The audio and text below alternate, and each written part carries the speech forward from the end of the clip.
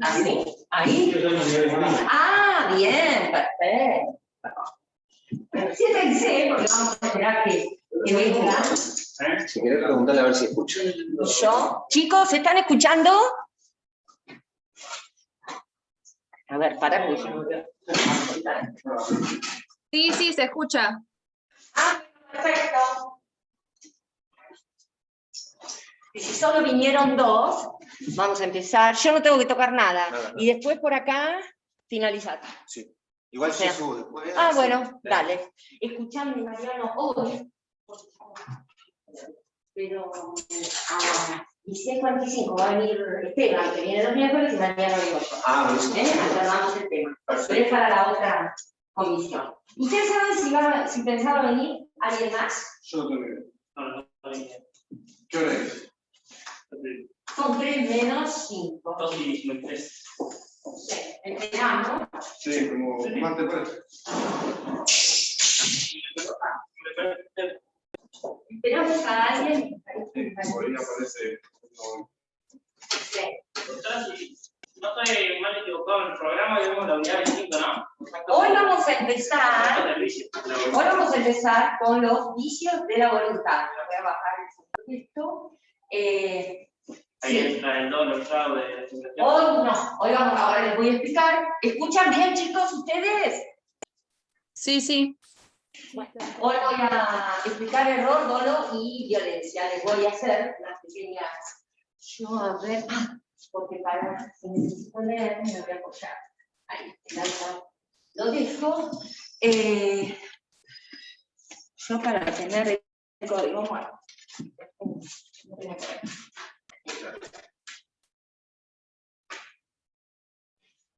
No sé si faltará mucho para conectarse, porque si les parece empezamos. Acá veo a Maitena Rodríguez, no me olvidé, hoy voy a tratar de terminar con error, dolo y violencia, y si llego hablamos un poquito lo que la duda que tenías ayer de la teoría de la apariencia. Dale, en definitiva, la protección de la apariencia jurídica es un derivado del principio de buena fe. Pero habías dicho eso y el acto consigo mismo, que eso, de todas las cosas que les podemos llegar a preguntar, o sea, pueden leerlo en el libro porque el programa está hecho en base, como siempre les digo, yo hablando. Con razón, sentía que tenía algo raro. Está hecho en base a ¿cómo se llama? El índice del libro de Rivera, pero de todo lo que podemos llegar a preguntarles, el acto consigo mismo, lo mismo que actos abstractos, cuando hablan de causa. Bueno. Hola. ¿Cómo te va?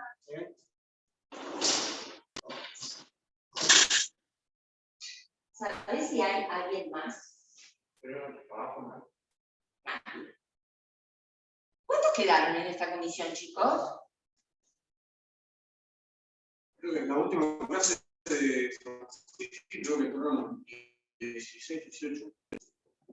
Claro, no, pero claro, esta es mixta, siempre me confundo con la otra. En esta no tienen que venir presencial todos, claro, la otra es la que. Pero no sé, pasé todas las notas en YouTube.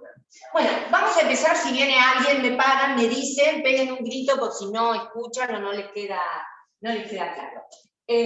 Hasta ahora, lo que hemos estudiado nosotros son, primero, toda la teoría general de los actos voluntarios, acuérdense que vimos cuáles eran los elementos internos de la voluntad, las formas de manifestación de la voluntad, después vieron la unidad que se corresponde con los elementos esenciales del acto jurídico, el sujeto, el objeto, la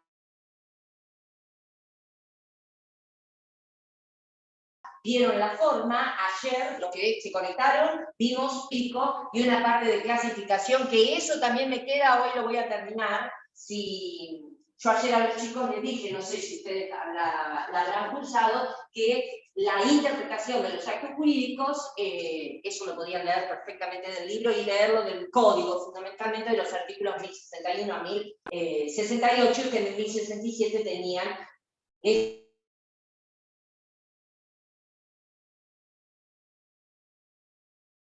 principio de buena fe. Elementos esenciales que van a determinar si esos elementos esenciales no tienen defectos o vicios, eso va a determinar que el acto jurídico sea válido, porque cualquier defecto o vicio va a traer aparejada la nulidad del acto jurídico.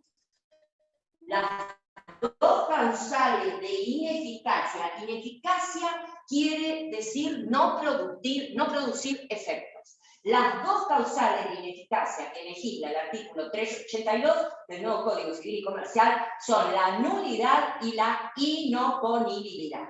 Esto lo vamos a ver cuando empecemos con la unidad de causales de ineficacia, pero ojo que esta decisión del legislador en el 382 echó por tierra todas las elaboraciones doctrinarias que se habían hecho. Lo vamos a volver a ver, o sea que esto se los hago a título de comentario, sobre la denominada teoría de la inexistencia de los actos jurídicos. Porque ustedes fíjense que a la hora de reformar el Código Civil, los autores de la reforma podrían haber tranquilamente incluido a la inexistencia de las causales de ineficacia y no lo hicieron. Es nulidad o inoponibilidad.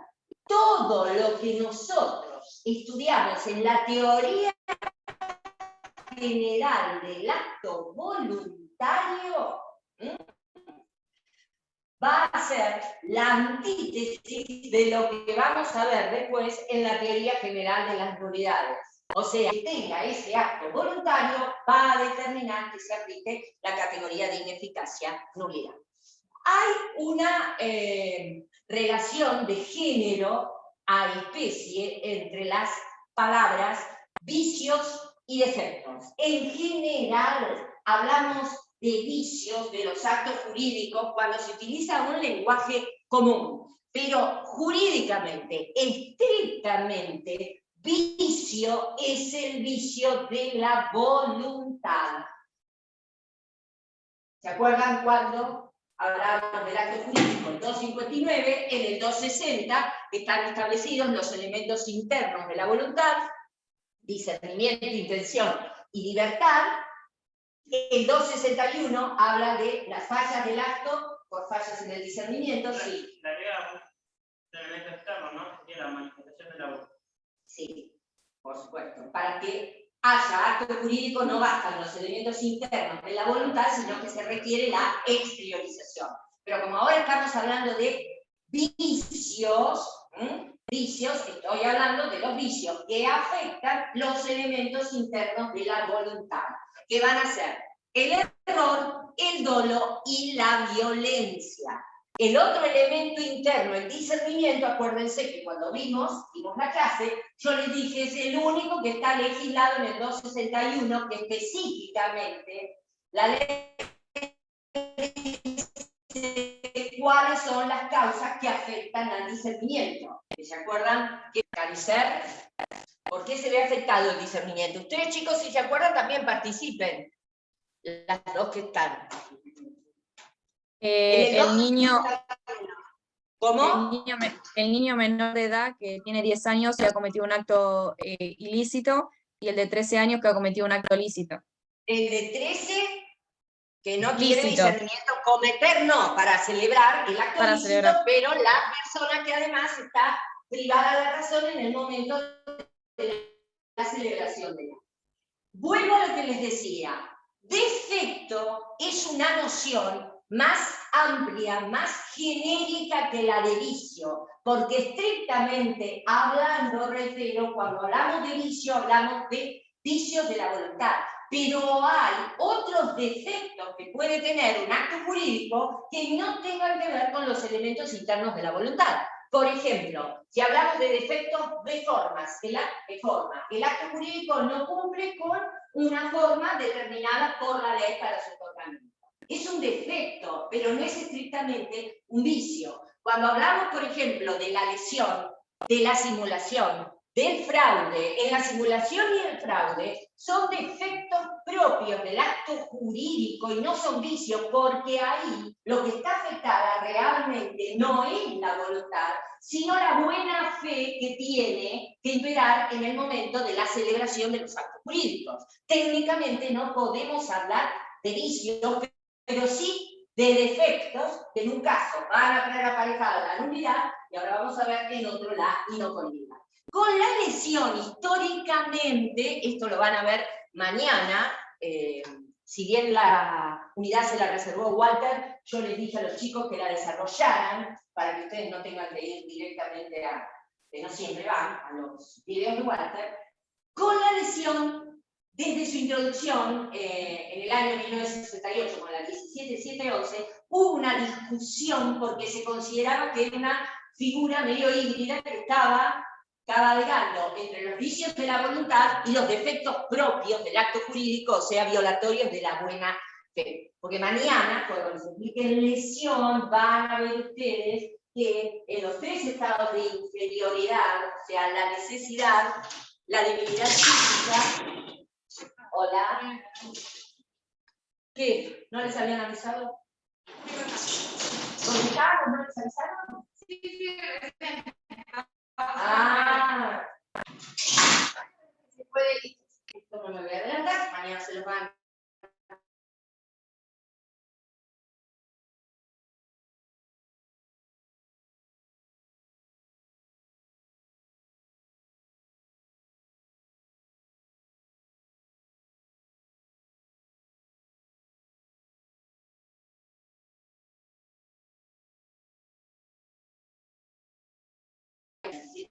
Y de años fundamentalmente de creaciones jurisprudenciales sobre la lesión, no cabe duda que es un defecto de los actos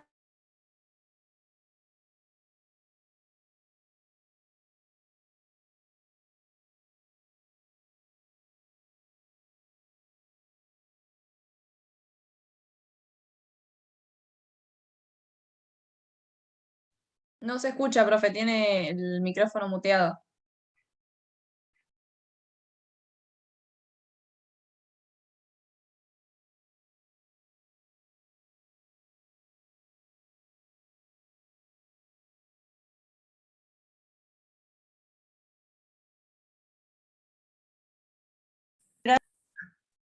¿Qué artículo va? Todavía ninguno, habló del Oye. 261, que son los vicios Ahí del me oyen. discernimiento.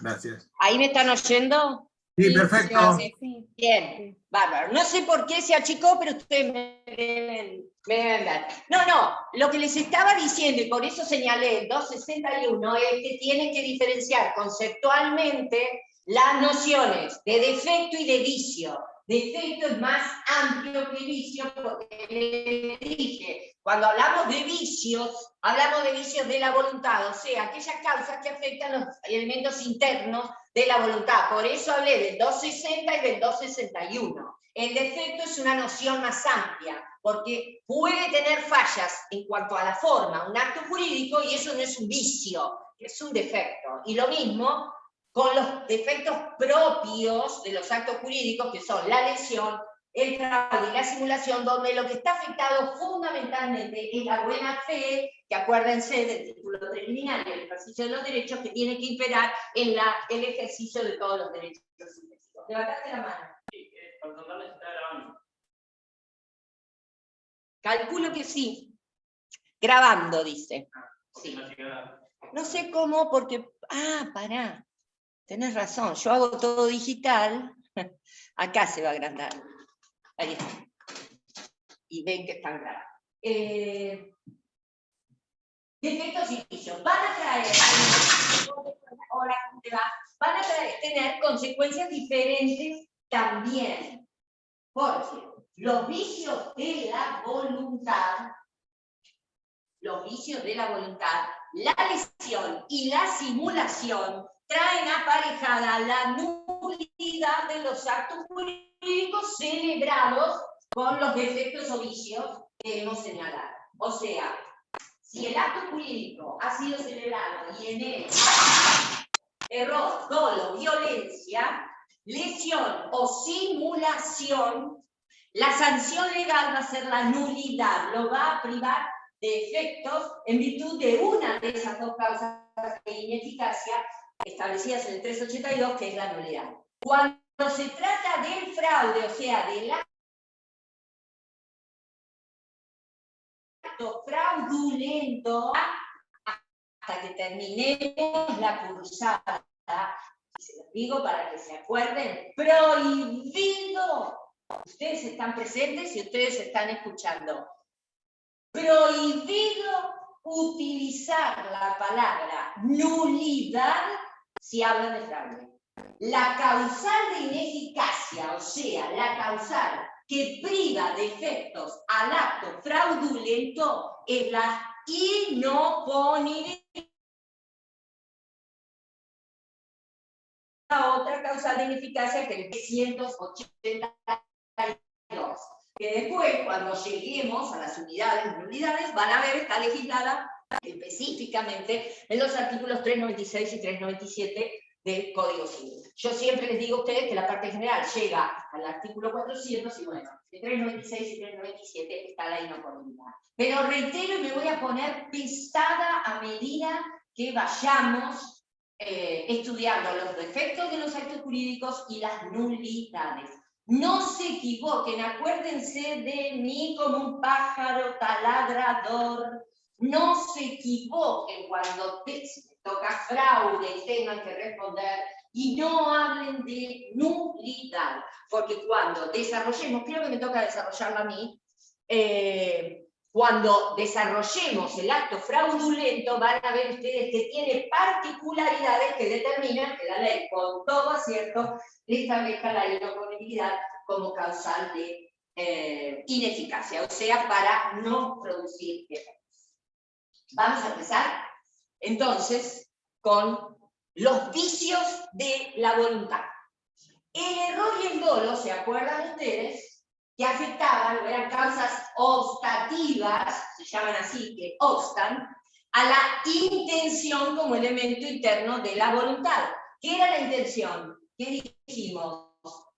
Además de lo que van a escuchar en todos los libros, que es el discernimiento aplicado al caso concreto, al acto en concreto. No nos dice demasiado eso. ¿Qué es la intención? Que lo vimos cuando vimos los elementos de los actos voluntarios. Ustedes también pueden intervenir, chicos. ¿Qué es la intención? Tiene que haber una concordancia, siempre partan, cuando hablan de los elementos internos de la voluntad, partan de la definición de acto jurídico. ¿Se acuerdan que lo que caracterizaba, además, del hecho humano voluntario lícito, al acto jurídico, qué es? ¿Sí?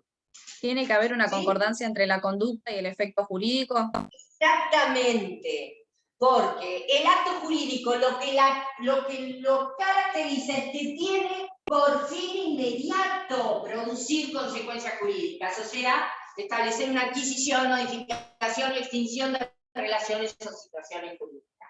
Producir efectos jurídicos, ese es su fin inmediato.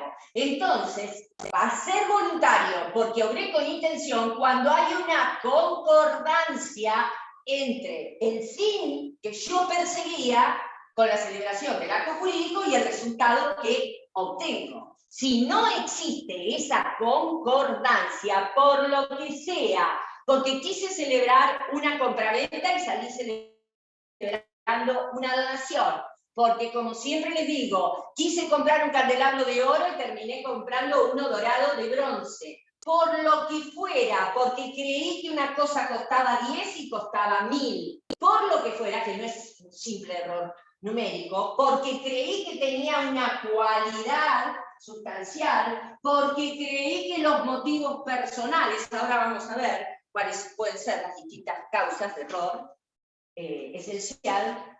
Entonces, cada vez que esa concordancia entre el fin querido y el resultado obtenido no se da, voy a estar con una voluntad viciada por error o dolo, que es el otro vicio que vamos a ver a continuación.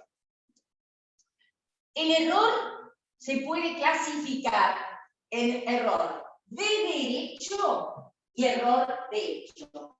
Para beneficio de ustedes, este código, el desarrollo del error de derecho, lo ha limitado al artículo 8 del título preliminar, que reproduce lo que decía el artículo 21, del Código de Leyes, en que la ignorancia de las leyes no puede invocarse como excusa. Cuando se trata de la existencia, del contenido o de la interpretación de una norma jurídica, por eso voy más allá, no solo a la ignorancia de las leyes, porque eventualmente, ¿qué otra fuente de derecho formal hay que vieron ustedes? La jurisprudencia obligatoria, pero ¿qué otra en el medio? La ley y la costumbre. Por eso hablo de una norma jurídica. El error de derecho es aquel que recae o recaería sobre la existencia, el contenido y la interpretación de una norma jurídica. Y cuando hablo de norma jurídica, acá estoy hablando, o si decimos de ley en sentido material, o sea, cualquier norma jurídica de alcance general. Esa yo no puedo decir para liberarme de responsabilidad por mis actos que desconocía que había una ley o no.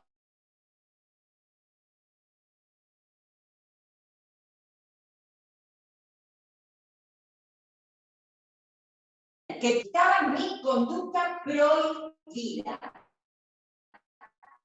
Yo no puedo decir, fíjense ustedes, ante una norma dispositiva que le impone a los padres que tienen hijos sujetos a responsabilidad parental, yo no puedo pretender liberarme de responsabilidad diciendo, ay, desconocía que le tengo que pasar alimento. De la misma manera que los abuelos, si los padres, los progenitores, no pasan alimentos a los hijos que están sujetos a responsabilidad parental, lo que antes se llamaba patria potestad, no pueden, probablemente no lo sepan realmente, pero no pueden alegar que desconocen que hay una ley que dice que si los progenitores no cumplen esa obligación, el nuevo código. ¿Entienden a lo que voy con el error de derecho? Es una ficción. Obviamente que es una ficción, porque las leyes son obligatorias a partir de qué momento. Bueno, pero a partir de qué momento entran en vigencia. El octavo día si nada dicen o desde el día que indican. Pero ¿cómo se entera la gente? Son obligatorias a partir de su publicación. Por eso les digo que este tema del error de derecho es una ficción, porque ¿quién lee el boletín oficial para ver las leyes que se dictan? O sea, si cada uno de nosotros pudiera demostrar que no conocía la existencia, el contenido o la interpretación de una ley o norma jurídica, se dan cuenta que el ejercicio de los derechos sería imposible. Entonces, la elección del legislador, ya en el Código de Vélez, y lo mantuvieron ahora, es tabla rasa. La ley se presume conocida por todos. Yo no puedo invocar la ignorancia de las leyes para liberarme de responsabilidad, salvo aquellos supuestos en que la ley expresamente admite. Yo les decía que para beneficio de ustedes, esto ha quedado circunscrito al artículo 8, porque antes realmente se hablaban de supuestos de error de derecho, el que pagaba por error, aunque doctrinariamente, por más que no lo contemple, el Código Civil, el supuesto si se diera, podría funcionar tranquilamente, el que paga por error, porque realmente cree que es deudor de otra persona, y entonces por error de derecho paga equivocadamente o paga a quien no es acreedor, y bueno, el pago por error o el pago indebido era uno de los supuestos de excepción de la ley que contenía el error de derecho. Y el otro supuesto, que ahora está modificado, era el 858 de la ley del Código Civil anterior, derogado, que el 858 hablaba de la transacción y de la nulidad de la transacción cuando por error de hecho o de derecho, ustedes saben que la transacción ahora en el Código es un contrato. En el Código anterior de Bell-Safiel era un modo de extinción de las obligaciones. Pero conceptualmente sigue siendo lo mismo. Cuando dos partes que reúnen recíprocamente la calidad de acreedor y deudor, se hacen concesiones recíprocas para extinguir derechos litigiosos o dudosos. El 858 decía que cuando determinaba que era nula la transacción, cuando alguna de las dos partes, por error de derecho o error de hecho, creía que los títulos que alguno de los dos invocaba para celebrar la transacción eran válidos. Ahora el artículo 1647 del Código Civil, pero ya no está tratado ni está ubicado como un error de derecho, 1647 en la parte de que se regula la nulidad del contrato de transacción, pero sino sobre la cualidad sustancial, que sería un supuesto del inciso C del artículo 267 cuando habla del error de hecho. Por eso les decía que está bastante mejor para ustedes, más sencillo porque no van a tener todos los supuestos de excepción, y les basta entonces decir que hay error de derecho cuando la persona desconoce la existencia, el contenido o la interpretación de una norma jurídica y está regulado en el artículo 8.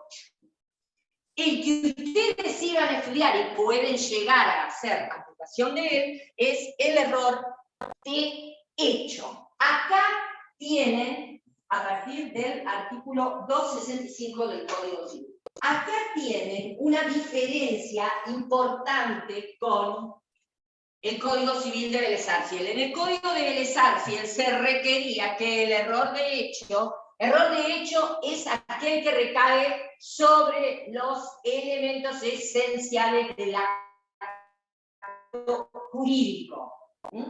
Algunos de los presupuestos de hecho que a mí me llevan a celebrar el acto jurídico. El Código Civil de Vélez Arfiel exigía que fuera esencial y excusable. ¿Cómo? El error de hecho es aquel que recae sobre sobre alguno de los presupuestos tenidos en cuenta para la celebración del acto jurídico.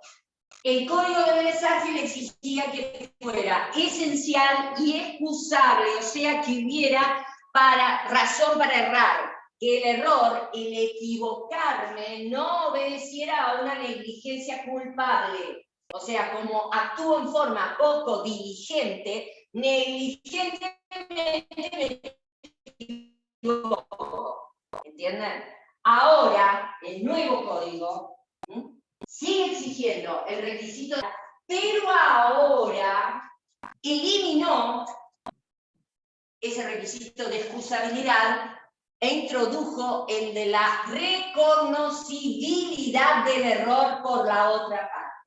En esto, obviamente, los autores del nuevo Código Civil y Comercial se basaron en el Código Civil italiano de 1942, que habla de 1942, fíjense ustedes, ya hablaba de la reconocibilidad del error.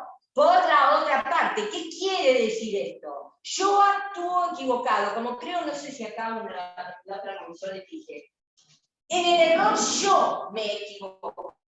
A mí me falta conocimiento sobre alguno de los presupuestos o tengo una noción errónea, equivocada sobre alguno de los presupuestos de hecho para celebrar el acto jurídico, pero soy yo la que me equivoco. En el dolo, como van a ver ahora, me hacen equivocar, me engañan y me llevan a la celebración del acto jurídico. Por eso la doctrina clásica decía que en el dolo había un error provocar. Cuando, volvemos a error, cuando el código exige reconocibilidad, ojo con esto, porque se está limitando a decir que la otra parte advierte el error en que yo estoy incurriendo y no me lo hace saber. No es que me engaña, no es dolo. Ustedes me harán la pregunta del millón. ¿No sería omisión dolosa? Y ahí estamos en un límite. Yo me adelanto a la pregunta que creo que me podrían hacer ustedes ya, pero no me la harían, pues. Les di la carita. Ya no estoy en rojo. ¿Eh? Ya no estoy en rojo, no es dólar. ¿Cómo? Y usted no tiene rojo, no es dolo. No, por supuesto que no es dolo, porque es muy diferente equivocarse uno mismo, incurrir en el error, a que te hagan ustedes. Porque esto es muy importante al punto que el Código Civil, fíjense ustedes, que cuando en el 265 les habla del error de hecho y dice cuáles son los requisitos, en el 266 les dice cuándo es reconocible. Pero fíjense ustedes que la reconocibilidad consiste en esto, en que el destinatario de la declaración de voluntad, porque estamos celebrando un acto jurídico, el destinatario de la declaración de voluntad advierte que yo me estoy equivocando o estoy otorgando un acto de naturaleza diferente a la que realmente quiero otorgar, o el objeto es distinto, o las cantidades son diferentes, la causa difiere, etcétera, etcétera. Ahora vamos a ver los supuestos de error esencial. Entonces, tiene que ser esencial y reconocible. El destinatario, ojo, porque en todo lo que tiene que ver con la prueba de estados subjetivos es muy difícil. Entonces, les da una pauta el 266. ¿Cuándo va a ser o cuándo tiene que ser reconocible para el destinatario? El error en que estoy incurriendo dice, según la naturaleza del acto y las circunstancias de persona, tiempo y lugar.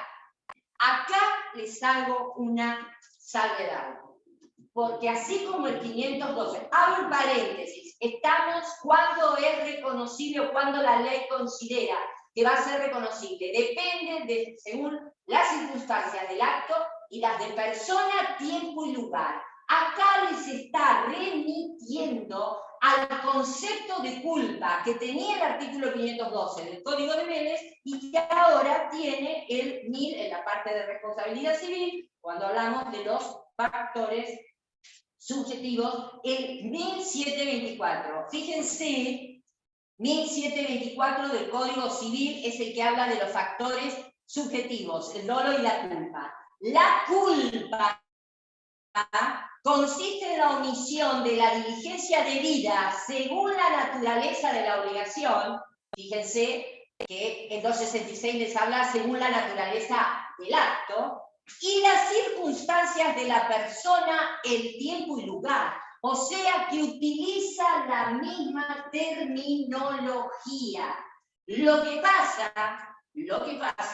que si ustedes lo piensan un poquito, antes se le exigía a la víctima del error que éste fuera excusable. Ahora se le traslada al destinatario de esa declaración de voluntad el obrar con la debida diligencia como para advertir, según las circunstancias de persona, tiempo y lugar, quien está o pretendiendo contratar o celebrar el acto jurídico con él si está incurriendo en un error o no. ¿Entienden el desplazamiento? La excusabilidad antes era un requisito exigible a quien se decía víctima del error. Tenía que ser esencial y excusable, que tuvo razón para errar. Ahora, este elemento o este segundo requisito se desplaza hacia el destinatario. Pero les recalco esto porque fíjense ustedes que el texto, la letra del 266, cuando les dice en qué consiste la reconocibilidad del error por parte del destinatario, es la réplica del concepto de culpa como factor subjetivo, factor de atribución subjetivo de la responsabilidad civil en el 1724. Después, el 267 tiene la enumeración, en esto no nos vamos a detener, si voy con los otros vicios,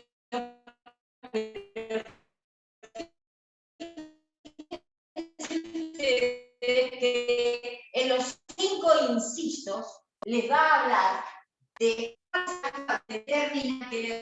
la naturaleza del acto jurídico. Que ojo, tiene que ser error sobre la naturaleza y no sobre la denominación. Lo que yo les decía hace un rato. Si yo creo estar celebrando una compraventa y el otro cree que le estoy donando una cosa, evidentemente en esta manifestación, exteriorización de la voluntad, algo ha habido, porque esa concordancia entre el fin inmediato perseguido y el resultado obtenido, obviamente que no se va a dar. Que no es lo mismo que el error en la denominación, porque si yo quiero celebrar una compraventa, le pongo contrato de donación, pero en el texto del contrato, dentro del contenido del instrumento, digo que el precio de esa donación, que estoy dándoles un ejemplo hipotético por el absurdo, pero hablo de precio de la donación, claramente ahí va a haber un error en la denominación que no va a causar la nulidad del acto jurídico, porque en las cláusulas de ese contrato, al hablar de cosa y precio, claramente yo estoy determinando cuál es el contrato que quiero celebrar. Porque si hablan de cosa y precio, van a hablar de una compraventa, de una locación, pero no van a hablar jamás de una donación. De la misma manera que si se confunde el comodato, que yo le entrego una cosa a él, y entiendo o pretendo celebrar un contrato de comodato. El comodato es el préstamo de uso, que puede ser gratuito u oneroso, y él entiende que se lo estoy regalando, porque cuando ustedes hablan, me regaló, el regalo es una donación, o sea, algo que sale de mi patrimonio y que hace una contraprestación de parte de quien lo recibe. Yo creo que se lo estoy prestando por un tiempo y él cree, estoy bajando al lenguaje que a veces me dicen que tiene que ser no tan jurídico, y él cree que yo se lo estoy regalando. Obviamente que hay una discordancia, un error sobre la naturaleza del acto, que cuando yo, te reclame la restitución de la cosa y vos me digas, pero no, si me la donó, ahí voy a tener que pedir judicialmente el tema de la restitución por el vicio de error, la nulidad del acto por el vicio de error. El inciso B habla, todos los supuestos, enumera distintos supuestos, pero tiene que ver con el objeto. El inciso B y el inciso C tienen que ver con el objeto como elemento del acto jurídico. Fíjense que el inciso B les dice que el error recae sobre un bien o un hecho diverso o de distinta especie en el que se pretendió designar. ¿Por qué habla de un bien o de un hecho diverso? Y esto tiene que ver con lo que ustedes estudiaron y deben saber sobre qué es el objeto como elemento del acto jurídico. ¿Por qué este inciso B del 267 habla un bien o un hecho diverso? Porque el objeto de los actos jurídicos puede consistir en ¿qué? ¿Solo en cosas? Muy bien. Un hecho. Cada vez que la ley habla de un hecho como objeto del acto jurídico, está hablando de una conducta esperable de una de las partes celebrantes de ese acto jurídico.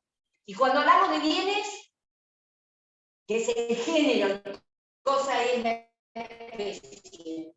¿Qué diferencia hay entre ese género y esa especie? Porque lo vieron cuando estudiaron objeto. Que todas las cosas son bienes, pero no son bienes dos cosas. Obviamente. La cosa, ¿qué tiene? ¿Una cualidad de qué tipo? Material, corpórea. Antes se hablaba de las cosas incorporales, los bienes incorporales, corporales e incorporales.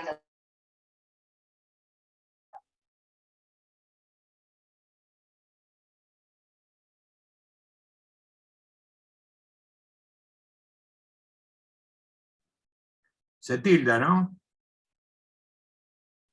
Sí. Sí, se tilda. Sí. Cosas inmuebles, inmuebles, fungibles, no fungibles, consumibles, no consumibles, principales, accesorias, o sea, todas esas divisibles, no divisibles, todas esas divisiones, clasificaciones de las cosas en sí mismas. Cuando hablamos de bienes, ¿qué tienen por bienes? Objeto objetos que tengan un valor económico, por ejemplo? Sí, por supuesto, para ser objeto del acto jurídico.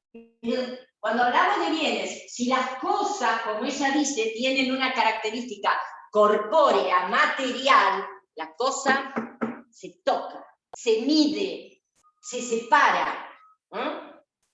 ¿De bienes? ¿Qué hablamos? ¿O qué les dijeron? Pueden ser también materiales. ¿Y cuáles serían? Los inmuebles no son lo que se... No, el inmueble es cosa, no cabe duda, cosa. ¿Qué otro puede entrar dentro de lo que... Hay bienes que no tienen apreciación económica, como puede ser el cuerpo humano, que no pueden ser producto de Sí, negocios. pero jamás van a poder ser objeto, ojo, Por eso. son bienes, pero jamás van a poder ser objeto de un acto jurídico o de un contrato. Están Por eso mismo, hechos no, a por- comercio. Por eso no pueden ser objeto de negocios jurídicos. Pensé que preguntabas otra especie de bienes. No, les estoy hablando, además de las cosas y de las conductas, cuando la ley se refiere a hechos, se está refiriendo a conductas. ¿Qué más puede ser objeto de los actos jurídicos? Yo puedo transmitir derechos. ¿No? ¿Derechos Sí. patrimoniales? Sí. Los derechos no pueden ser objeto de los actos jurídicos. ¿Son corpóreos o materiales como las cosas? Por supuesto que no. Ojo con esto, porque cuando hablamos de objeto, y la definición les habla de bienes, cosas, servicios, dicen algunos autores, bienes, cosas, conductas, dentro de los bienes, claramente van a estar los derechos y fundamentalmente derechos subjetivos patrimoniales, no en relación al cuerpo humano, eso lo regula específicamente, pero el código se encarga de establecer que tienen otro tipo de valor, pero no el valor pecuniario o económico. Entonces, acá, cuando les está hablando del objeto, volvemos al error. Ese error esencial y recae sobre el objeto cuando la cosa o hecho, un bien en general, o un hecho es distinto o de distinta especie que se pretendió designar, o una calidad, extensión o suma diversa de la calidad. Calidad, extensión, calidad si yo quería una determinada calidad de trigo, extensión y me dieron otra, pero ojo, que tiene que ser esencial, porque si para el cumplimiento de la obligación que me entregue trigo candeal, les doy un ejemplo, o trigo, no sé qué otra especie puede haber, e igualmente la prestación, la obligación satisface mi interés como acreedor, ahí no voy a poder pedir la nulidad. Ahora, la cantidad, si yo compré determinada cantidad de cualquier tipo de cosa o producto y no me entregan la misma, entendieron algo diferente, sea por más o por menos, obviamente que va a haber un error en la cantidad y va a afectar al objeto de la obligación. De nuevo, esa cantidad tiene que hacer, el error en la cantidad tiene que determinar que no me sea posible o que mi interés en esa obligación se pierda. Porque si aún satisface mi interés, aunque me entreguen una cantidad menor que la que yo había contratado, ¿entienden? Se va a haber cumplido parcialmente, no va a traer aparejada la nulidad. También se refiere al objeto, ojo con esto, porque acá está reformando en relación al 925, les dice, la cualidad sustancial del bien que haya sido determinante de la voluntad jurídica de acuerdo a la apreciación común o circunstancias del caso. Acá, ¿por qué les digo que se modificó? Fíjense ustedes que primero les dije, el inciso B habla del objeto, cuando el bien, el hecho es diferente o de distinta especie, o de distinta calidad, distinta cantidad, etc. Pero acá, también dentro del objeto, porque habla de bienes, les dice la cualidad sustancial del bien que ha sido determinante para contratar. O sea, yo celebré ese contrato porque creía que estaba comprando un caballo de carrera y resulta que me venden un percherón que es de tiro en un carro. Obviamente, para equivocarme en eso, no sé si ustedes han visto alguna vez un caballo de carrera, que todo es esbelto y el percherón obviamente es mucho. Pero les estoy dando un ejemplo. La cualidad sustancial que se tuvo en mí. Y termino comprando candelabros de bronce. Pero ojo, la cualidad sustancial, este código elimina, que fue determinante, dice, para celebrar el acto jurídico. Yo recién incurrí en la costumbre de repetir. El 925 del Código de Deberes decía contratar, con lo cual parecía que había que evaluarlo desde un punto de vista subjetivo, y acá lo que les dice es, según la apreciación común y las circunstancias del caso. O sea que desde un punto de vista objetivo tendría que ser una cualidad sustancial de la cosa. Pero ojo, volvemos a lo mismo. ¿Cuál era el fin perseguido? Porque como bien les dice Rivera en el libro, yo compro, creyendo que era de oro, compro un candelabro de bronce. La cualidad sustancial, yo buscaba un candelabro de oro. Ahora, si yo lo que perseguía era un aparato antiguo, un candelabro de antigüedad que tenga, que sea viejo, encontrar viejo, no, una pieza antigua, el material, que sea de oro o de bronce, ya no es relevante para contratar, porque lo que yo estoy persiguiendo comprar es una pieza antigua. ¿Entienden lo que les digo? Si logro esa antigüedad, que sea de oro o sea de bronce, ya no me interesa. Distinto es que quiera comprar un candelabro. Candelabro, bueno, fue. Te doy el ejemplo del libro de laboratorio. ¿Entienden? Esto también está referido, este inciso, al objeto, porque habla de la cualidad sustancial del bien. El error recae sobre la cualidad sustancial del bien que se tuvo en mira, o sea, no sé, ya no dice se tuvo en mira, pero que fue determinante para celebrar el acto público. El otro inciso tiene que ver, A, B, C, D, tiene que ver con la causa fin subjetiva. Cuando estudiamos los elementos del acto jurídico, sujeto, objeto, causa. Tenían por un lado la causa fuente, la que da origen al acto jurídico. ¿Cuál es la causa fuente general de los actos jurídicos? ¿Qué hecho? Que los hechos y actos jurídicos sean la causa fuente de las relaciones y situaciones jurídicas. La causa fuente. Estoy preguntando, ¿cuál es la causa fuente en general de los actos jurídicos? Que pueden ser unilaterales o bilaterales, porque los actos jurídicos unilaterales también tienen una causa fuente. El unilateral lo vimos en la clase de ayer. ¿Cuándo el acto jurídico es unilateral? Exactamente, cuando depende de la voluntad de una sola persona. Entonces, ¿cuál va a ser la causa fuente del acto jurídico testamento? No, ¿por qué?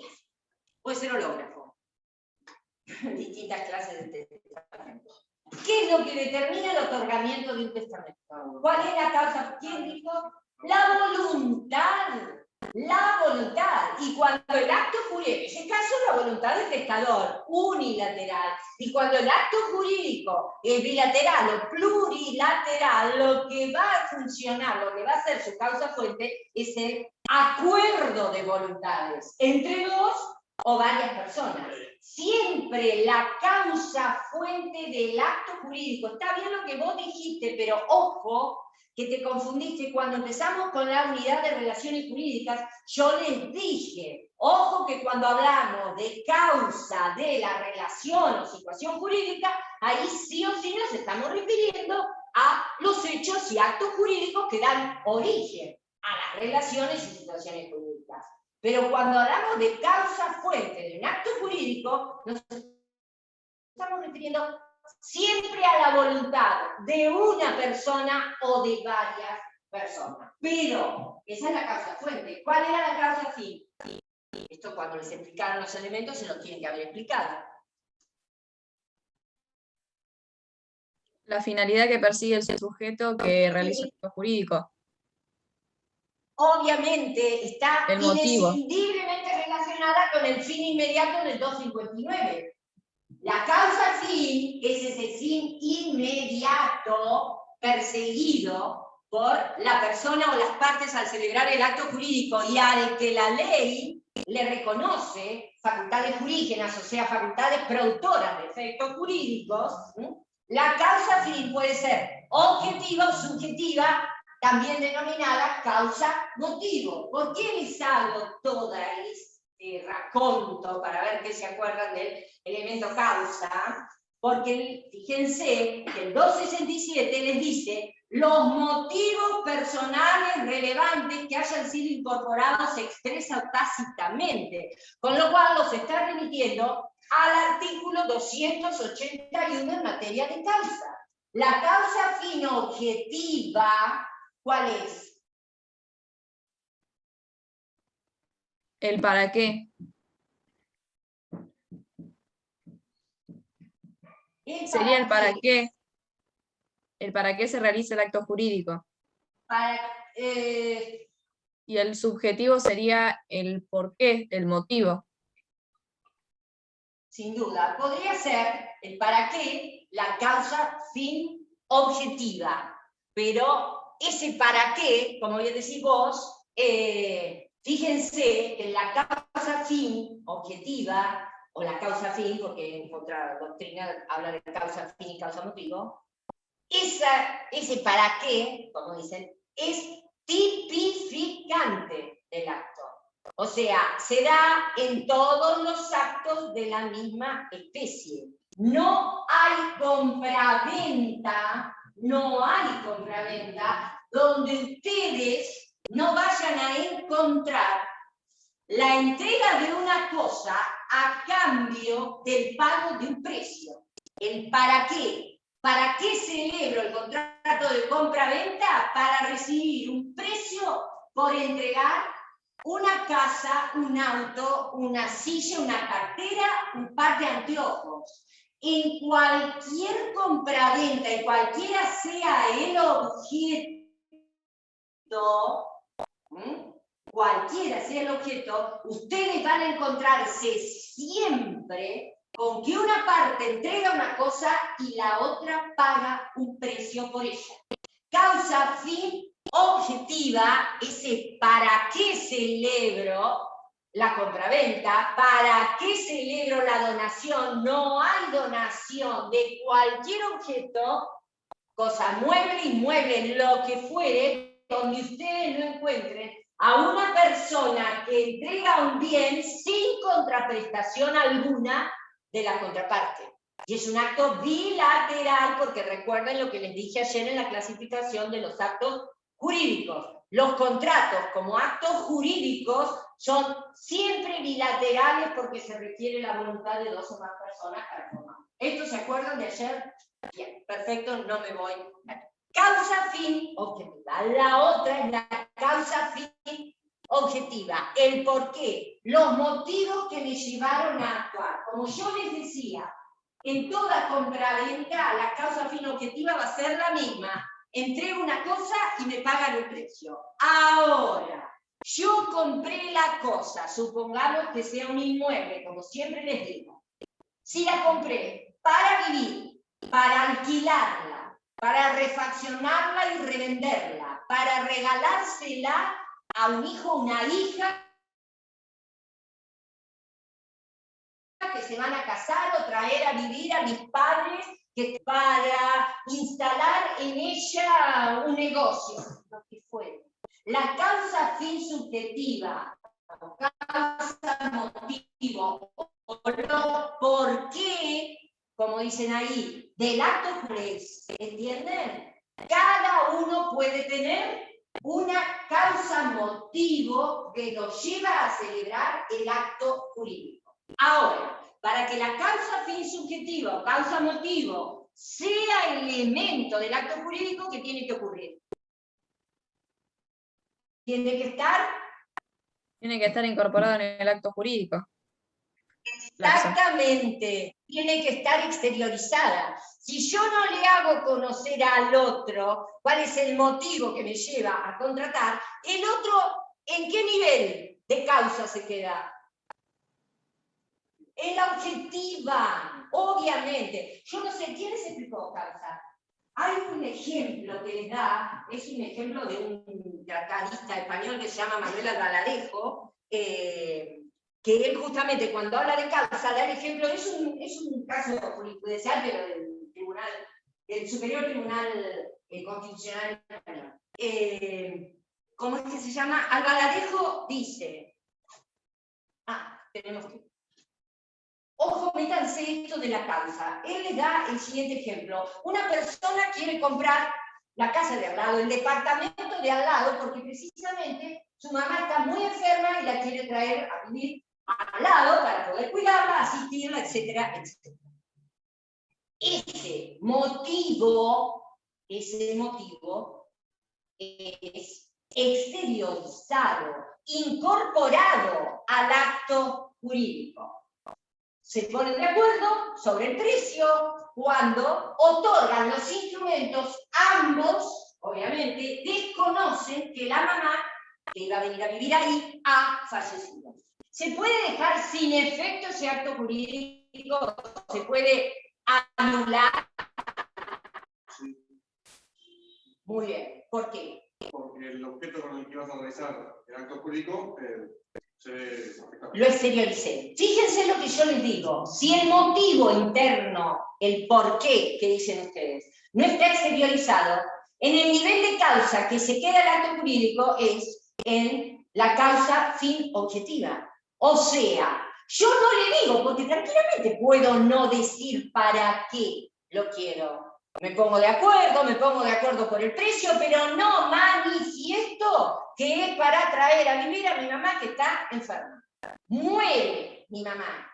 A la otra persona, ¿qué le voy a reclamar? Si lo que yo celebré un contrato de compra-venta, la causa fin objetiva tipifique causa fin subjetiva al acto jurídico, en ese supuesto. Obviamente que no, porque cualquiera va a decir, pero señora, usted no lo exteriorizó. Como lo dice el 281, para que la causa fin subjetiva o los motivos personales para celebrar el acto sean un elemento, tienen que estar incorporados. ¿Y cómo se incorporan al acto jurídico? Mediante la exteriorización, si no quedan en el campo de lo interno de lo subjetivo. Y fíjense ustedes a qué vino todo este tema de la causa, que el 267, inciso D, les dice, cuando el error es esencial, si recae sobre los motivos personales relevantes que hayan sido incorporados. Las clases sobre causa se las dieron Maxi o Karina, sobre el tema de la causa motivo o causa fin subjetiva. No nos dieron la clase sobre causa, profe. Había un video grabado de Karina Gallo, pero no nos dieron el tema. Pero en el video grabado, ¿qué les dijeron? O sea, no se los dijeron en clase, pero les grabaron el video. No, ¿Y qué le dijeron? Y lo da siempre. No escuché. Y ahora de este año no, ¿Cómo? de este año no. ¿Pero y de cuándo dice que le dieron el video? Claro, nos dijeron que veamos un video que hay grabado en el Zoom, pero este año no nos dieron el tema. No nos dieron el Bueno, tema. por eso, pero les dijeron que vieran en el video que hay grabado en el Zoom, no, en el campus sobre causa, en el primer cuatrimestre. Bueno, o sea, eso no lo miraron, les digo porque lo desarrollan y los desarrollan. Les dan el ejemplo de la coronación de no me acuerdo qué rey, de Inglaterra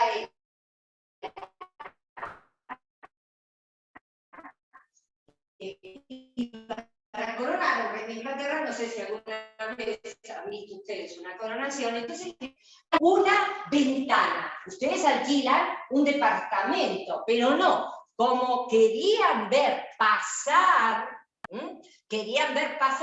al rey rumbo, en ese momento, príncipe de Gales, rumbo a la coronación, la gente, claro, iba a las casas, daban hacia las calles por donde pasaba ese cortejo y alquilaban las ventanas. Causa fin objetiva del contrato de locación. ¿Se alquila una ventana? ¿Alguien alquila una? Nadie alquila una ventana si no es por el motivo que acá, obviamente, no necesita. En algunos casos estaría expreso, pero en otros estaba tácita, implícitamente contenido en el contrato, que querían ver pasar al rey al príncipe hacia su coronación. ¿Qué pasa? Se enferma y se suspende la ceremonia.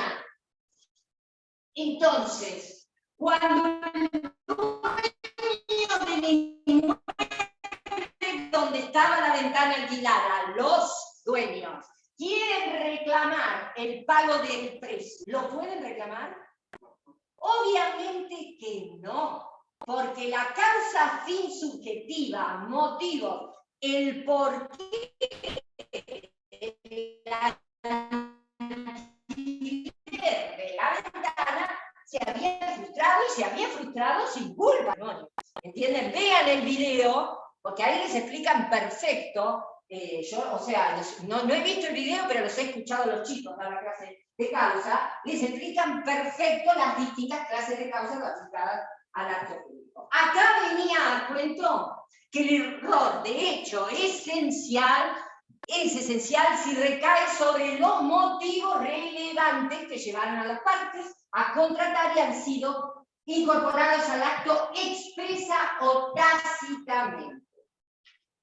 El último supuesto de error esencial es sobre la persona, que acá tienen que integrar el inciso E del artículo 267 con las nulidades del matrimonio en el 409. Porque obviamente el error sobre el sujeto, si yo contrato con él porque creo que es el titular de dominio de la cosa que quiero comprar, y la titular de dominio es ella, porque ha habido una cesión de derecho, porque ha habido una transmisión que no está inscrita, y entonces yo voy al registro de la propiedad, si se trata de un inmueble, y el dueño sigue siendo él, el titular inscrito, por lo que fuera. Obviamente ese es un error de la persona, o yo creo contrato con alguien que creo que está legitimado, que tiene el poder del otro para actuar en su nombre y en su interés, y no lo está, es un error sobre la persona. Pero también, antes el Código de Deberes lo tenía, no lo contiene el inciso C, pero sí hay que ir al 409, el error puede recaer sobre las cualidades de la persona. Y en esto tienen que ir al código vicios del consentimiento. Son vicios del consentimiento, y fíjense que el consentimiento es el elemento esencial para otorgar un matrimonio válido. Primero, la violencia, el dolo y el error acerca de la persona del otro contratante. Obviamente, esto es así. El error, a esto me refiero, el error acerca de las cualidades personales del otro contrayente, si se prueba que quien lo sufrió no habría consentido el matrimonio si hubiese conocido ese estado de cosas y apreciado razonablemente la unión que contrajo. El juez debe valorar la esencialidad del error, obviamente, para proceder a la anulación del acto jurídico matrimonio. ¿Qué se les ocurre? ¿Qué podría ser una cualidad esencial de la persona que de yo conocerla, o ustedes conocerla, no hubieran contraído matrimonio? La edad. No, sí, explícame. Ah, perdón, vos te referiste a la edad, ¿sí? Pensara que era mayor de edad y no lo era. Bueno, pero en ese caso, en algunos supuestos, eventualmente se podría dar la emancipación por matrimonio. O sea que no traería aparejada la nulidad del matrimonio. Está Tendría restringida su capacidad. ¿Qué sanción tiene? La sanción que tiene es que no va a tener la administración de los bienes hasta que llegara a la mayoría de edad. Pero no daría lugar a la nulidad. Me reí porque pensé, en la edad, yo ya estoy con tener muchos años, que pensaba que por ser muy grande, si te engañaban con eso, que porque no era nada, ¿no? Reaccioné como una señora grande. ¿Qué les parece? ¿Qué cualidad pueden tener ustedes en cuenta para contraer matrimonio y que de repente que puede ser, tienen que pensar, tiene que ser algo esencial, tiene que Ya tiene está que casado. estar relacionado con decisiones de vida? ¿Cómo? Si es bígamo, es decir, escucho, si ya contrajo algún otro matrimonio anteriormente. Sí, bueno, pero ahí se va a producir la nulidad porque hay un vicio de dolo en el inciso primero. O sea, el que oculta los impedimentos del artículo 403, que lo que vos estás diciendo, estoy casado, lo oculto y me caso, ahí hay dolo que entra dentro del inciso primero, engaño, dentro del inciso primero del artículo 409. Cualquiera de los impedimentos que regula el 403, que yo lo oculto, en ese caso podría entrar dentro del error, el dolo fundamental. Pero ¿qué cualidad se les puede ocurrir? Como les digo, tiene que ver con decisiones de vida. Bueno, pero a ver, yo quiero tal cosa y esta persona me plantea ahora, nunca lo hablamos, son supuestos. De no tener un ser forzada a tomar ¿Cómo? ser forzado a tomar esa decisión, ser forzado que No, pero sea ahí sería obligado el violencia. casamiento, no. Parentesco, Pero si yo, ¿forzado a qué? a tomar una decisión en esos casamientos que son arreglados. No, pero a tomar la decisión para casarse. Claro. No, porque eso sería violencia, es el inciso primero. ¿Qué dijeron por ahí? Mira, yo hago así con el dedo. Sí, yo también dije, porque estaba pensando primero en parentesco. No, porque el parentesco estamos en el mismo supuesto, que es el tener el parentesco por consanguinidad o afinidad. Ahí va a haber o error o dolo. O me engañaron o me equivoqué y realmente creía que esta persona, o me entero después que esta persona era un hermano. Pero vos, ¿qué dijiste? Me parece que fuiste vos. De no ser padres, es decir, Exactamente. formar una familia. Exactamente, porque es el caso jurisprudencial, bueno, esto lo tenías anónimo. Yo realmente quiero formar una familia. Estamos hablando de nulidad del matrimonio, o sea, no una unión convivencial, quiero formar una familia y quiero tener hijos. Pensé toda la vida, porque hablábamos, nos gustan los chicos, y tengo sobrinos, y adoro a mis sobrinos, y bla, bla, bla, bla, bla, y por hecho que esta persona también quería tener hijos, pero resulta que adora a su sobrino, pero no quiere tener hijo propio, sea el hombre, la mujer o cualquiera de los integrantes de la pareja matrimonial. ¿Entienden? Entonces me cambia la perspectiva de vida que tuve, porque hay una cualidad o una condición, o lo que yo pensaba que estábamos de acuerdo con esa persona, y no lo estamos, y realmente me modifica la expectativa de vida que tengo, si quiero tener hijos. Pues no lo voy a tener con otra persona fuera del matrimonio. ¿Entienden? Es difícil, pero es el supuesto de los descontentos mayores. Estoy pensando, profesora, y ese supuesto es uno de los pocos que existe como para la disolución del matrimonio religioso en la Iglesia Es uno católica. de los, por supuesto, tiene absolutamente razón en el derecho canónico, en el código canónico, canónico es uno de los que persiste para lograr la nulidad del matrimonio religioso. El otro es la impotencia. La impotencia desconocida, obviamente. ¿Por qué? Porque indirectamente lleva a lo mismo. Si no hay relaciones sexuales, hijos por medios naturales, obvio que estamos hablando, en los casos que había, y yo les dije el otro en el Código Canónico, la impotencia, situaciones desconocidas, que hay un ocultamiento de una condición, cualidad de la persona que yo desconocía. Porque si la impotencia es sobreviniente, porque de repente la persona tuvo un accidente, tuvo, no sé, algo en la médula y queda impotente, yo hago así, ¿sí? Obviamente que ahí no van a poder anular el matrimonio, ¿entienden? Tiene que haber sido una condición que se dio por hecha, una cualidad de la persona que yo di por hecho, por presente, y resulta que no lo está. Después, y pasamos al error. El error, cuando es esencial y reconocible, determina la nulidad del acto jurídico. Esta nulidad, lo vamos a ver cuando lleguemos a la unidad respectiva, es relativa. ¿Por qué relativa? Porque es una nulidad de protección. ¿De protección de quién? De la víctima del error. Si esa persona, víctima de un error, advierte que ha cometido el error, pero por las razones que sea, dice, bueno, no me perjudicó, no me va a alterar la vida, por lo que fuere, decide no demandar la nulidad, el hecho de que sea nulidad relativa va a determinar que el acto, eso sería no demandar la nulidad, no iniciar la acción de nulidad, es un supuesto de confirmación tácita. Confirmar es, cuando vamos a ver la nulidad, sanear los defectos o vicios de los que podía adolecer un acto.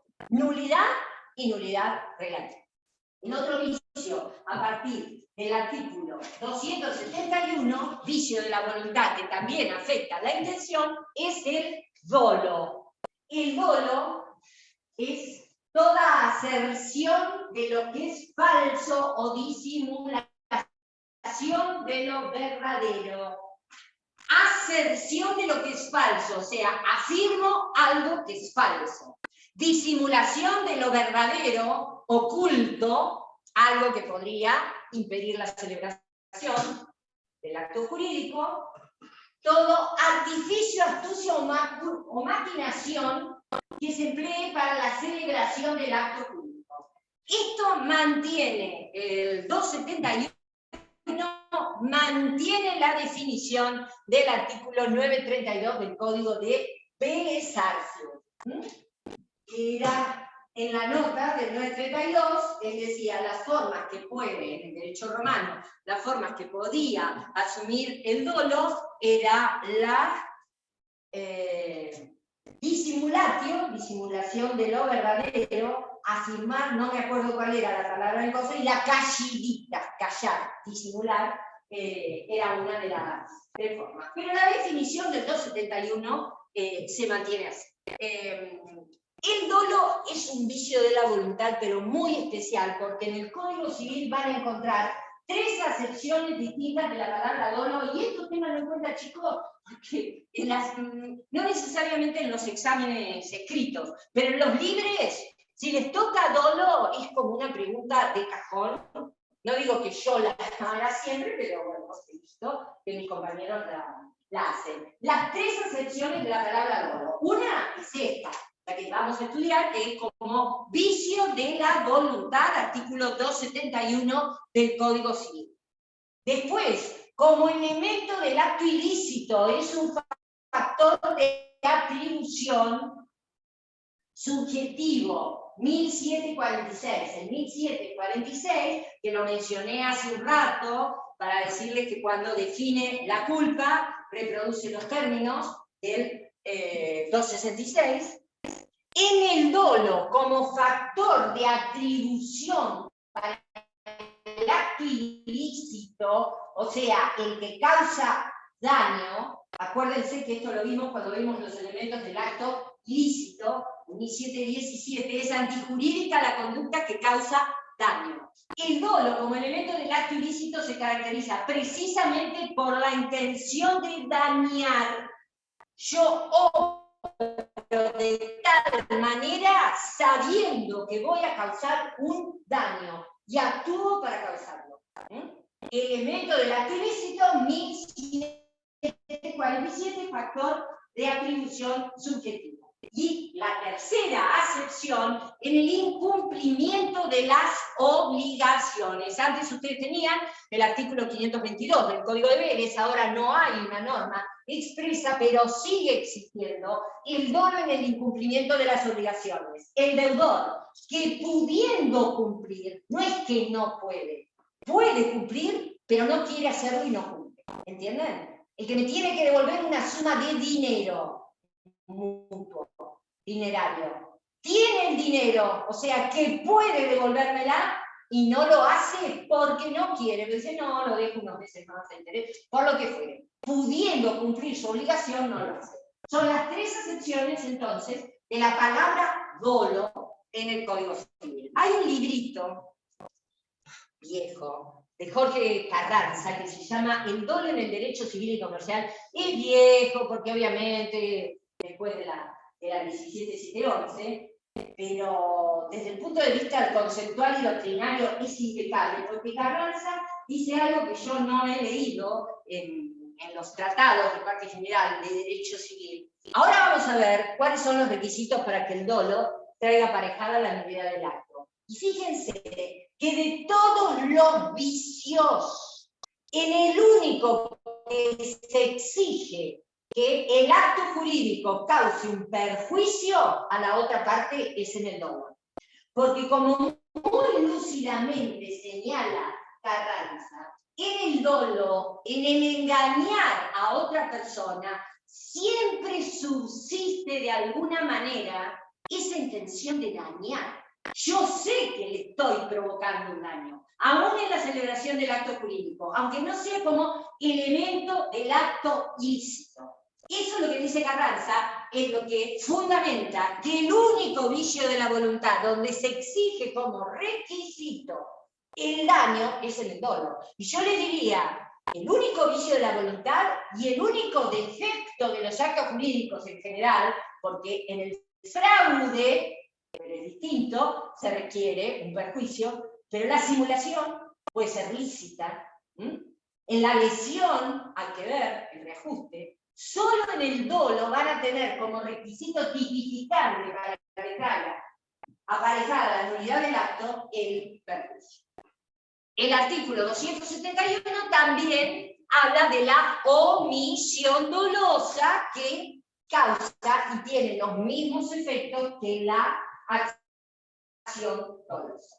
Con otro adjunto, con Lucas Trobo, que somos amigos, somos compañeros de trabajo, toda la vida, yo estoy esperando que llegue alguna jornada de derecho civil, las jornadas nacionales, para preguntar en parte general, obviamente, cuando toque el tema, actos jurídicos, siempre desde que se sancionó el código, si ustedes ven la acción dolosa del 271, o sea, el que se calla, el que omite dar o proporcionar un determinado conocimiento sobre las cosas, sobre los hechos, etc. Yo no le veo gran diferencia entre la recognoscibilidad del 266, porque el destinatario de la declaración de voluntad, que se da cuenta que el otro se está equivocando y se calla la boca, ¿no está cerca de la omisión dolosa? ¿El callarse? Es una pregunta que les hago, no tienen por qué hacérsela ustedes. Yo, que a veces digo, ¿el código acá qué quiere decir? Y me he leído a Lorenzetti y a todos los códigos comentados, ninguno se hace la misma pregunta, probablemente errada, pero no es para que se la hagan ustedes tampoco. Se los menciono porque realmente es muy parecido esa recognoscibilidad del destinatario que se calla la boca, pese a que el otro ve que se está equivocando, con la omisión dolosa. El 272. Requisitos. Esta sí es pregunta de examen. Requisito para que el dolo traiga aparejada la nulidad del acto. Primero, tiene que ser grave. Ojo Ojo con esto, porque lo que debe ser grave es el engaño.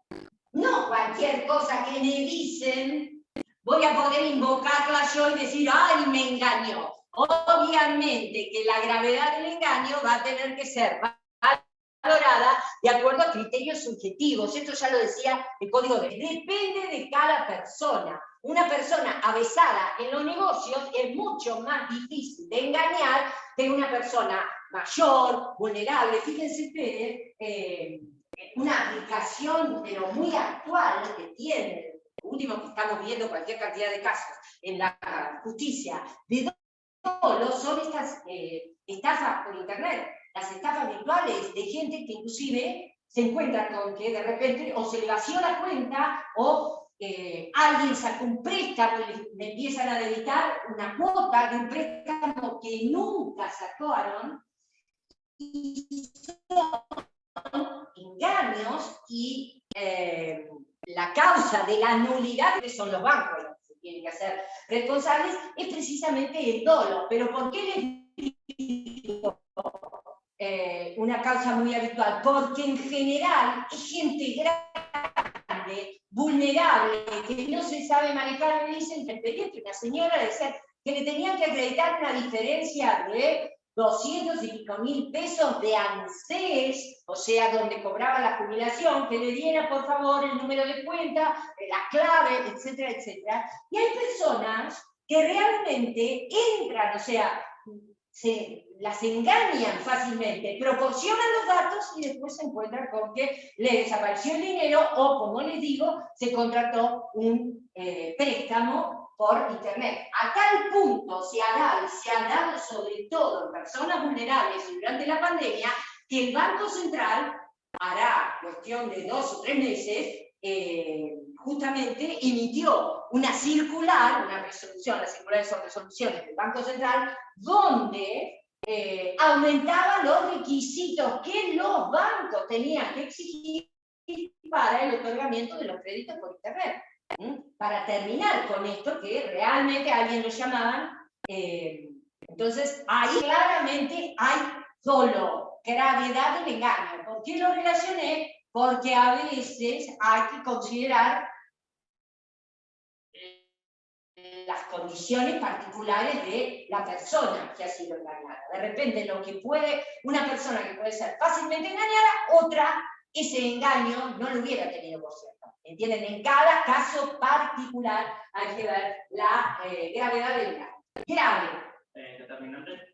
Sí, determinante, o lo que se denomina dolo principal o dolo esencial. Determinante de la acción, decía el 932. ¿Qué quiere decir esto?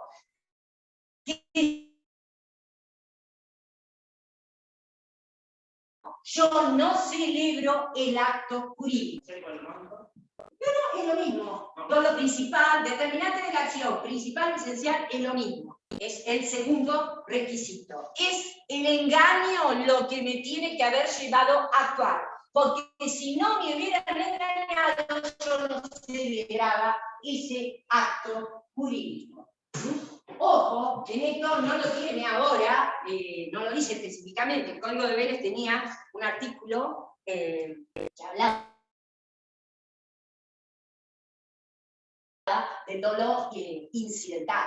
El ejemplo, me vendan un auto usado y me digan que tiene 60.000 kilómetros y resulta que tiene 120, ¿es determinante de la acción? Sí. No. No. Sí. Ojo, porque el dolo también va a permitir que si no se cumplen los requisitos para pedir la nulidad del acto, pero he sufrido un perjuicio,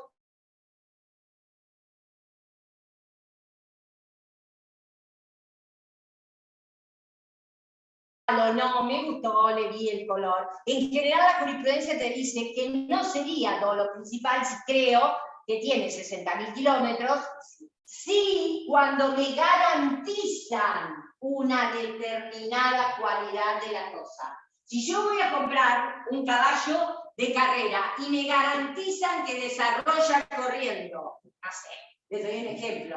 No sé cuánto puede correr, 100 kilómetros por hora. No tengo la menor idea de la velocidad que puede desarrollar un caballo. Y después es un matungo que yo le gano caminando. Obviamente que ahí sí el engaño fue determinante de la acción. ¿Entienden? Porque me garantizaron que cumplía con una cualidad que no era. ¿Qué? No, le quería preguntar algo que no entiendo del 271. Al final dice, como usted bien dijo, causa o daño importante, y no ha habido dolo por ambas partes. ¿A qué se refiere no ha habido dolo por ambas partes en el código? Pero es el 272, ¿o me equivoco? Que es el que estoy desarrollando porque no llegué ahí. Ah, el 271, no. El 272, perdón. Lo que se denomina dolo recíproco. Estoy en el 272, pero no llegué. Perdón. Dije que debía ser grave, debía ser determinante, dolo principal o dolo esencial. Debe causar perjuicio, acá viene el requisito, lo que yo les decía, debe causar un perjuicio y no puede haber dolo recíproco. Porque yo no puedo reclamar la nulidad o plantear la nulidad de un acto jurídico diciendo que fui víctima del engaño de la otra parte si a su vez yo lo engañé. ¿Entiendes? El dolo recíproco excluye la posibilidad de demandar la nulidad del acto. Si se dan los cuatro requisitos, grave, determinante de lograr, causa perjuicio, y no hay dolo recíproco, también la consecuencia es que se va a poder plantear la nulidad del acto jurídico. La nulidad también es relativa porque está establecida en protección de la víctima del dolo, de quien prueba haber sido víctima del dolo, pero además tiene esta particularidad. Si no se llegan a dar todos los requisitos del 272, supongamos que no haya sido dolo principal, determinante de la acción, pero realmente me causó un perjuicio, ese engaño, puedo reclamar los daños y perjuicios porque me voy a ir al sistema de la responsabilidad civil, que por eso les dije las 3 acepciones del dolo. Es un factor de atribución de responsabilidad subjetiva. ¿Entienden esto que les estoy diciendo?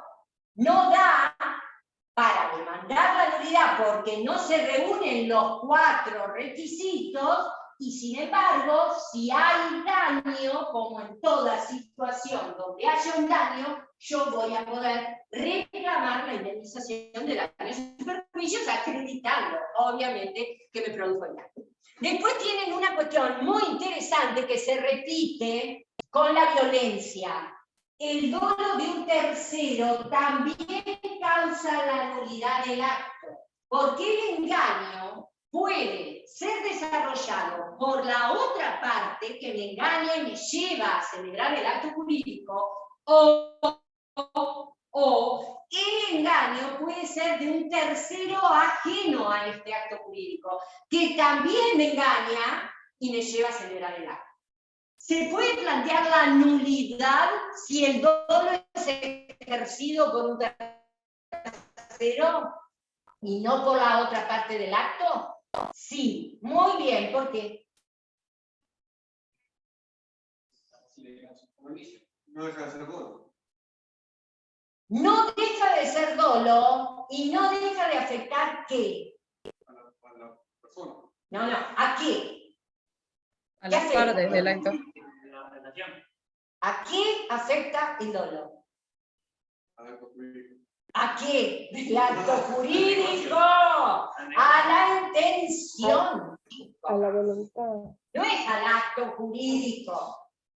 Si el dolo es ejercido por un tercero, yo actúo igualmente engañada y mi intención se ve viciada. No era eso lo que yo quería contratar, o el acto que quería celebrar. ¿Entienden? Por eso, tanto el dolo, si es ejercido por la otra parte o por el tercero, ambos traen aparejada la nulidad del acto. La diferencia va a estar en la responsabilidad. Porque si la otra parte sabía que yo estaba siendo engañada por un tercero, van a responder solidariamente por los perjuicios que me hayan causado. Ahora, si la otra parte con la que celebré el acto jurídico desconocía que había un tercero engañándome, ella celebrar un acto jurídico que finalmente va a ser anulado. Entonces, en ese caso, tanto yo, víctima del dolo, como ella, contraparte, que desconocía que un tercero me estaba engañando, vamos a poder demandar daños y perjuicios. ¿Entienden la diferencia? La nulidad, yo, víctima del dolo, la puedo pedir, sea que me engañe la otra parte, celebrante del acto, o un tercero ajeno. Ahora, si la otra parte conocía el engaño del tercero, va a responder con él solidariamente, o sea, por el todo, por el total de la deuda, por los daños y perjuicios que me hayan ocasionado. Si la parte es inocente, desconocía el engaño que estaba siendo llevado a cabo por el tercero, ahí ambas digo porque di el ejemplo con ella, podemos reclamar una indemnización de daños al tercero que es tercero. Doctora, ¿Sí? ¿cuál sería un ejemplo del tercero? ¿El actuario, es decir, el oficial? ¿Cómo el oficial?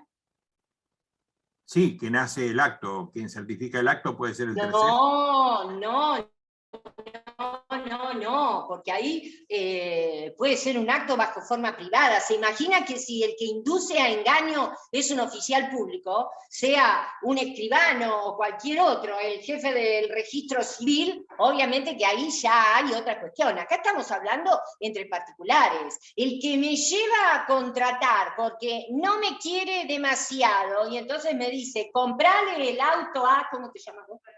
A Dolores, comprale el auto a Dolores porque es un auto nuevito, lo cuidaba, bla, bla, bla, bla, y sabe que hace 2 meses lo chocó y está destruido el auto y que por eso lo quiere vender, etcétera, etcétera. Pero no es Dolores la que me engaña, es alguien que me dice, yo vi en una concesionaria ese auto, bla, bla, bla, y les doy un ejemplo que puede darse. ¿Por qué les doy siempre de ventas de autos? Porque ustedes no saben la cantidad de demandas de nulidad por dolo con ventas de autos que hay, que no necesariamente tiene que ser por la alteración del kilometraje. En ese caso, el que me está engañando en forma absolutamente ajena, ella no lo sabe, es un tercero al acto jurídico, porque las que vamos a celebrar vamos a ser yo y Dolores. Este tercero ni aparece, pero es el que me llevó a decir, ¿Cómo lo prueba? me llevó a celebrar el acto jurídico. ¿Cómo lo prueba? El engaño del tercero, como todas, volvemos a lo de siempre, como toda cuestión subjetiva interna, son de difícil prueba. Van a ver ustedes que no en los vicios de la voluntad, sino en los defectos propios del acto jurídico, la ley a veces tiene presunciones, pero, y sí, es muy difícil probarlo. Si yo no tengo algún testigo, si no tengo un mail que me mandó el tercero diciéndome, mira, en la concesionaria tanto o en tal lado hay un auto de una chica que yo lo vi, si no tengo testigos, si no tengo un mail, si no tengo un WhatsApp que me mandó diciéndome el auto está excelente, bla, bla, bla, y va a ser muy difícil lograr la anulación del acto, porque, ojo, el otro tema es ese, yo puedo promover una acción de nulidad, pero si no logro convencer al juez de que se dan los 4 requisitos del 272, me va a rechazar la demanda. ¿Entienden? Si está aprobado el daño, eventualmente hará lugar a la acción de daño. No, 4:30.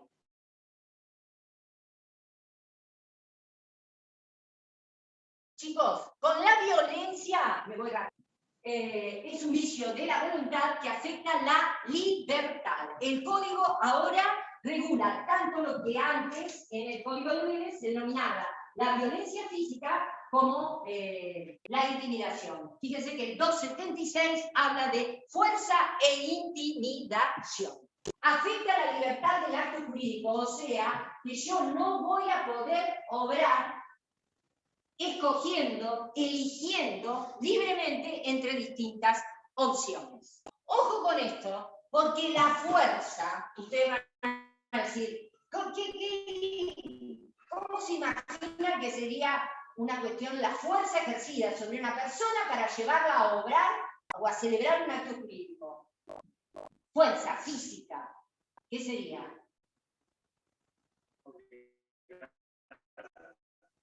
No, sin duda. La llevo, ojo que cuando el acto está viciado por violencia, la persona tiene discernimiento y tiene intención, sabe lo que está haciendo. Lo que no tiene es libertad. Porque tengo un señor que me está apuntando con un revólver para que otorgue el acto jurídico. ¿Apuntar con un revólver es fuerza física o es intimidación? Intimidación.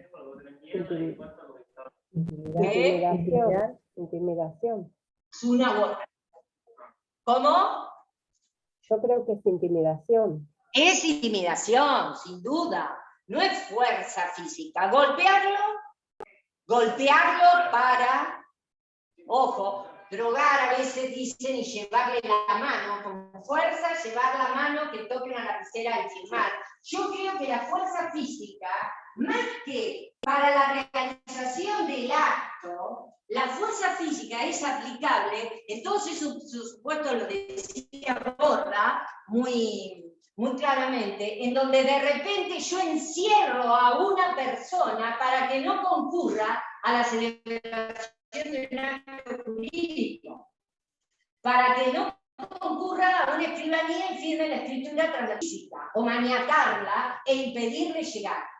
Hay muchos más supuestos que se darán cuenta de intimidación que del ejercicio de la fuerza física, pero como alguno puede haber, es la que me lleva a celebrar un acto jurídico sin libertad o me impide celebrar libremente el acto jurídico que yo quería otorgar.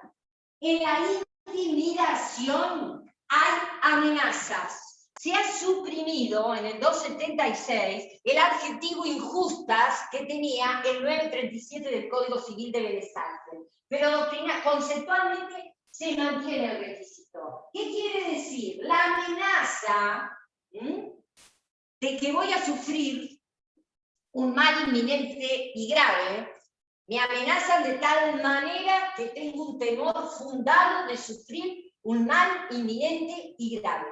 Esa amenaza tiene que ser injusta, ilegítima, contraria a derecho. Tiene que ser en un lapso próximo. Ahora vamos a ver el adverbio inminente a qué se refiere, si es únicamente a proximidad temporal o a inevitabilidad. Si yo, que creo que esto no sé si a ustedes ya se lo dije, si yo a alguien le digo, pagame la plata que me debes, o te voy a iniciar un juicio, no le estoy intimidando, porque yo como acreedor tengo el derecho de reclamar legítimamente por las acciones que la ley pone a mi disposición el cumplimiento de la obligación. La podré asustar, se podrá asustar si le digo, te voy a hacer juicio, te voy a embargar, te voy a rematar. No estoy enunciando más que acciones que la ley pone a mi disposición para remediar el incumplimiento de la obligación. O sea que la amenaza tiene que ser injusta. Ya no está la palabra injusta en el 276, pero tienen que saber que tiene que ser una amenaza ilegítima. ¿Se acuerdan? De la misma manera que en el derecho de la intimidad, la intromisión en la vida privada tenía que ser arbitraria, que yo les dije, en algún, no sé si se los explicó, fue en el repaso, arbitrario, ilegítimo, contrario a la ley. Si yo a mi hijo que estoy sospechando que se droga, voy y me meto en su cuarto, ¿se acuerdan que les dije nadie me va a decir que estoy invadiendo la intimidad de un hijo menor de edad? Bueno, acá con esto también, la amenaza me va a provocar un temor fundado. Acá nuevamente, fíjense que esto está relacionado, ya no lo dice tampoco, pero el Código de Bienes y toda la creación doctrinaria al respecto sigue manteniéndose, nuevamente analizar las circunstancias personales de cada uno. El temor de sufrir un mal inminente y grave. Algo que, una amenaza que a determinadas personas puede asustarlas y realmente llevarlas a celebrar un acto jurídico, a otras las puede dejar absolutamente indiferentes. Entonces, el alcance de ese temor que la amenaza infiere a la persona de sufrir un mal inminente y grave, ojo, eso de su persona, bienes o de terceros. Antes en el Código de Bienes estaba más desarrollado porque decía obviamente que me amenacen a mí personalmente o amenacen la vida de un hijo, probablemente es más atemorizante la amenaza dirigida contra la vida de un hijo, un bien ajeno, porque no es bien propio la vida, no es mi vida, pero probablemente me provoca un temor y una impresión mucho más grande que si me están amenazando a mí. Ojo en cada persona. ¿A ustedes les parece que puede ser intimidación decir, sí, o vamos a otorgar este acto jurídico o le pego un tiro al primero que pase por la puerta? Desconocido absoluto. ¿Me están intimidando? Depende. ¿De qué depende? ¿De que sea De la un persona. infrahumano o no? Porque vos me decís no. No tiene que haber una relación, pero ¿qué persona se mantiene indiferente? ¿Habrá alguien que si yo le digo, firmá acá, o al primero que pasa por la puerta le pego un tiro y que me va a decir, pégaselo? No. Habrá alguien que diga eso, pero lo normal es que la amenaza aún proferida contra un tercero desconocido realmente va a incidir en mi ánimo. Hay personas que si les dicen, la amenaza va dirigida a causarle mal al perro, al gato, al animal que tiene como mascota, obviamente que hacen cualquier cosa para que no, yo lo haría. ¿Entienden? Por eso la ley dice, sufrir un mal inminente y grave sobre su persona, bienes o los de terceros. El mal inminente no solo hacia la cercanía temporal a que próximamente va a ocurrir, sino que la inminencia alude a la inevitabilidad del mal. Por más que yo acuda a la autoridad policial, va a ser inevitable lo que me va a pasar.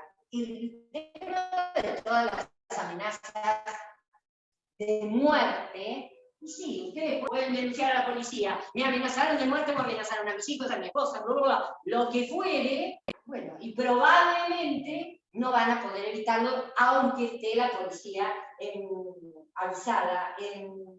Cifuentes él decía que se daba mucho en el accionar de las mafias, que las mafias no hay que ir a ver El Padrino y remontarse a Vito Corleone. Ustedes ven noticias, vemos todos los días en los diarios de gente que aparece linchada, asesinada, que son ejecuciones, y bueno, ese tipo de cuestiones, si hay una organización mafiosa que me amenaza, una organización dedicada al narcotráfico, que amenaza mi vida o la de mi familia, que yo haga la denuncia en cuanto a poder evitar ese mal, la inminencia de ese mal, y bueno, va a estar relativo. Lo más probable es que firme o otorgue el acto jurídico que me estén exigiendo que controle.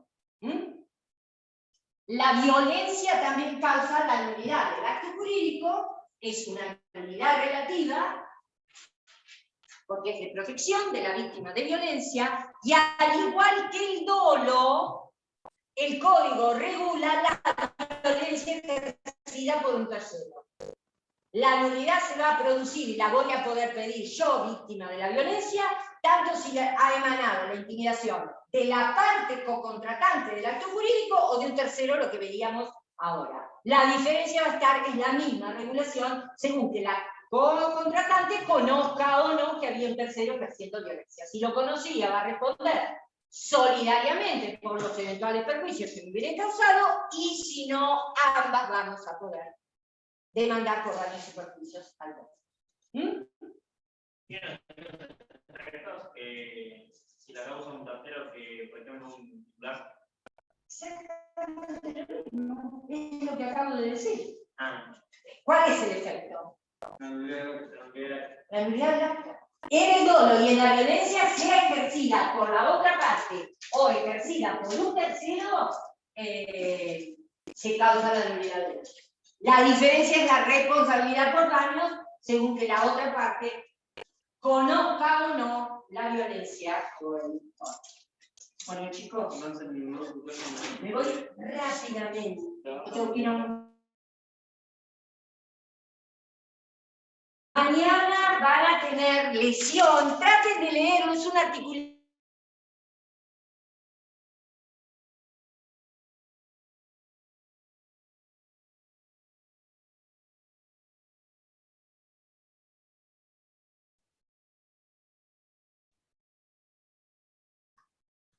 Y la simulación. Bueno, chicos, les voy a decir a Mariano que venga para adentro, si alguno de ustedes sabe, yo me voy acá.